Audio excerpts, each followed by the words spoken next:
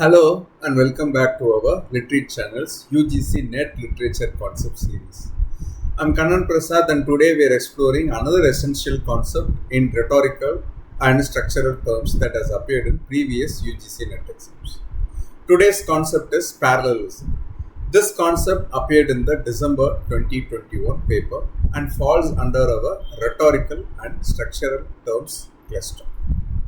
Let's examine the term parallelism. Parallelism. The term derives from the Greek parallelos, meaning beside one another, emphasizing how similar structures are placed side by side in text or speech.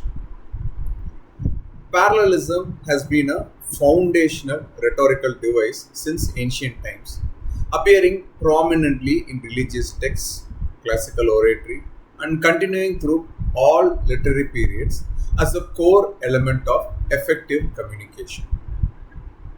The deliberate use of parallel structures can be traced to ancient religious texts like the Hebrew Bible, particularly in Psalms and Proverbs. Classical Greek and Roman orators, including Cicero and Quintilian, codified parallelism as a crucial rhetorical technique for persuasion and emphasis. The device has remained central to effective writing and speech throughout literary history. Simply put, parallelism is a rhetorical device that involves the repetition of similar grammatical structures or pattern in words, phrases, or clauses to create rhythm, emphasis, and clarity.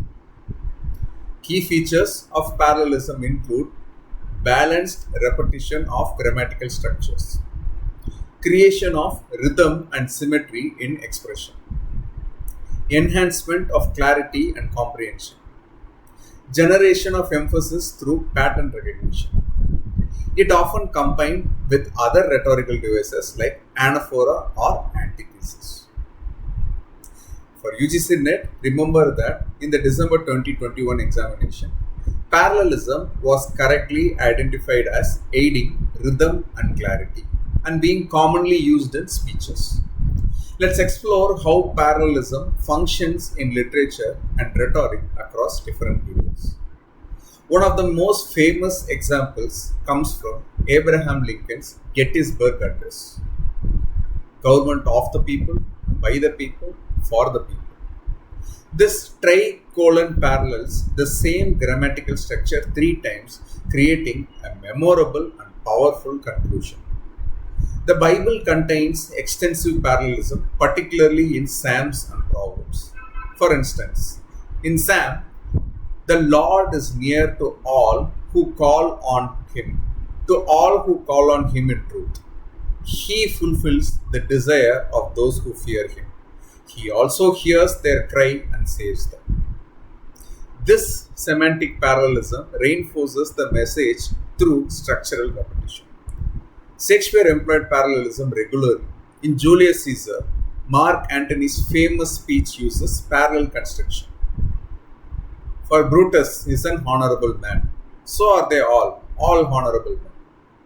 The ironic parallelism gradually undermines the assertion of honor. Charles Dickens opens A Tale of Two Cities with perhaps the most famous parallel construction in literature. It was the best of times, it was the worst of times. It was the age of wisdom, it was the age of foolishness. This extended parallelism establishes the novel's central theme of duality. Modern examples include Martin Luther King Jr.'s I Have a Dream speech, which uses parallelism extensively. I have a dream that one day. I have a dream that one day. This anaphoric parallelism creates rhythm and emotional resonance. In advertising, parallel structures create memorable slogans. Easy to use, easy to love, easy to care. The repetition of easy to creates rhythm and reinforces the product's simplicity across multiple dimensions. Now let's test your understanding with a quick quiz. Which sentence uses parallelism effectively? Option A, she enjoys swimming and to ride bicycles. Option B, she enjoys swimming and cycling. Take a moment to think about it. If you want, you can pause the video. The answer is B. She enjoys swimming and cycling, maintains parallel structure by using two gerunds, swimming and cycling. In contrast, option A mixes a gerund, swimming, with an infinitive phrase to ride bicycles, creating an inconsistent and less rhythmic structure.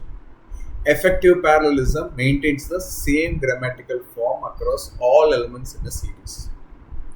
Remember, parallelism is the repetition of similar grammatical structures for rhetorical effect, creating rhythm and clarity, especially in speeches and formal writing.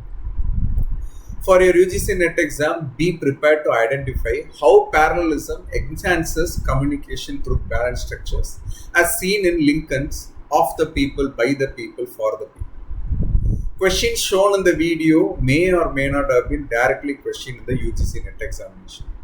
I suggest and request that audience cross-verify the number of instances each term or concept appears. If there is an error, please check the description box for corrections. In our next video, we will explore another important concept from our cluster. Thanks for watching Literate channel. Please feel free to comment below on any queries you may have about the terms and the video. See you in the next video and happy learning.